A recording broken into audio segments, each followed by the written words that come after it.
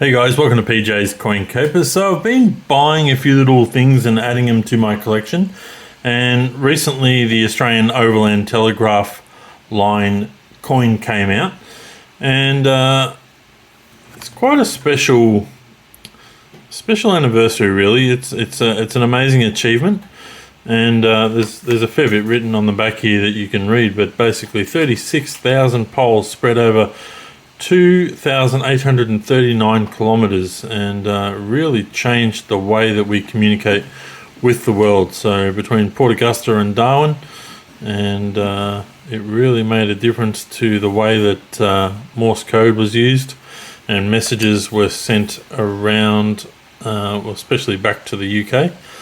But let's have a closer look at the coin.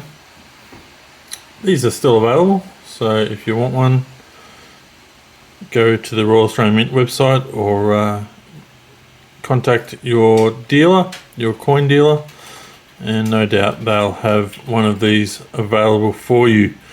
So there it is there. I'm not sure we can get in close enough to actually read what's going on there. It certainly names a lot of the spots along the path that the telegraph poles were put into the ground. Lots of different creeks along there. I can't quite read them all, but have a closer look at it if you get one. Mintage wise, does it tell us anything? 15,000, so not too bad. 15,000. I think these were around $15 each.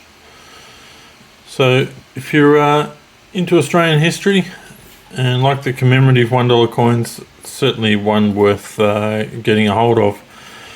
Now these are also available. It's exactly the same coin, but I've certainly put on the channel a few times that I do like to collect what Australia Post do put out, and when they do put something out, they usually, well, maybe once or twice a year, will put out a coin that has a special envelope on it, which is their privy mark. And these guys here, we'll have a closer up look at it, limited to 7,500 of the PNC, but I believe that there are 15,000, I believe, that's what I had read on Australia Post, of this privy mark. So they're maybe going to use it in other ways in the future, or maybe at some of the expos or things like that, there might be a special version of this PNC. So the privy mark, very small, very small actually. It only really had a small little area in the Great Australian Bight there to put the little envelope. So there it is there. We've had 5 or so others now, I believe, that have the privy mark included. And coming up on the 5th of September, the Australia Post also have another PNC, which is the Australian Dinosaurs set, and I think there's 5 different PNCs. I actually have seen them. I've had a look at them in hand, and one of them has the special little envelope on it, so I'm looking forward to grabbing another one of those when they become available.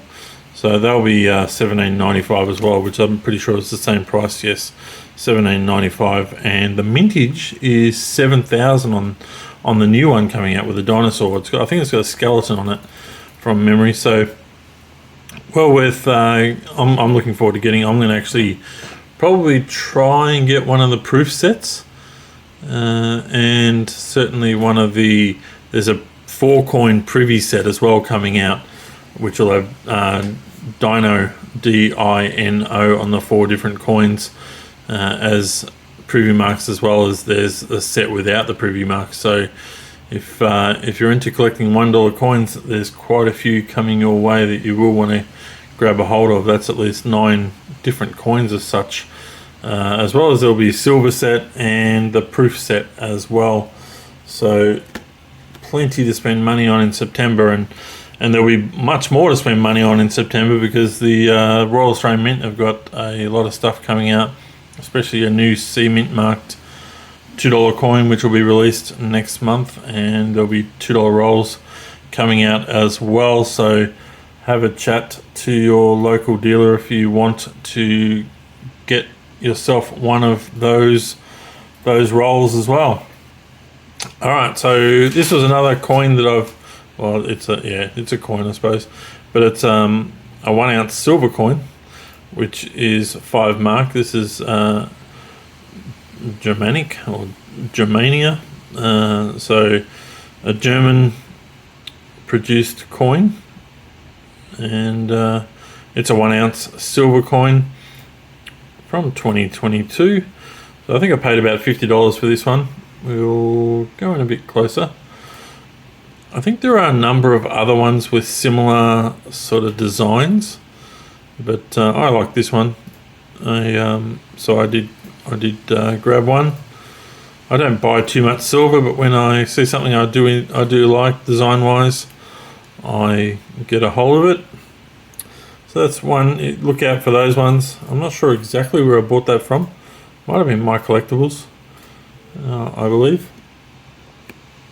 And the last coin that we're going to have a look at, which has been out for a little while. I have bought other stuff, but I've been wanting to put this one on the channel. So this, I believe, is the third in the Great Southern Land collection of coins from the Perth Mint. So we had the opal one, the mother of pearl, and this one is, what's it called again? The petalite. I'd never heard of it, but it's a stone, a blue stone. And this coin is here to represent our flying creatures. All right, so we've had sea creatures, now we've got the flying creatures, and we've had the opal as well, but it explains it all in this book. So 1 ounce coin. All right, let's have a look at the actual coin itself. So this was limited mintage of 5,000, which I'm pretty sure is what the other coins were as well. Unfortunately, I don't have the opal one. I do have some of the mother of pearl ones, and now I've got this one, so maybe at some stage I'll try and get myself an opal one. And we're just coming a bit closer, and you can see some of the different birds, and I think there's some butterflies. It's probably a sulfur crested cockatoo, which is probably one of my favorite birds. Kookaburra, maybe that's an eagle of some kind up the top there. It is written in the little booklet that comes with the coin, but yeah, it's a lovely design, as the other two coins have also been very nice. And I do love the radial design behind the Queen's bust. So once again, really well produced coin from the Perth Mint, and I love the packaging. The packaging from the Perth Mint is at the moment far superior to that of the Royal Australian Mint, and I know a lot of you have had issue, along with myself, on the quality of these kind of one-off type coins. The packaging wise, they've been cardboard basically, and very, very poor quality. So yeah, I'm pretty sure that the Royal Australian Mint are starting to get the message, and understanding that people are not so happy with their quality, which is dropping. So there's a few coins. Nice quick video for us today, and certainly these guys are definitely still available, and if you're into silver, it's quite a nice one to add to the collection. Alright guys, that is it for today. Thank you very much for watching, and we'll be back with another video soon. Bye for now.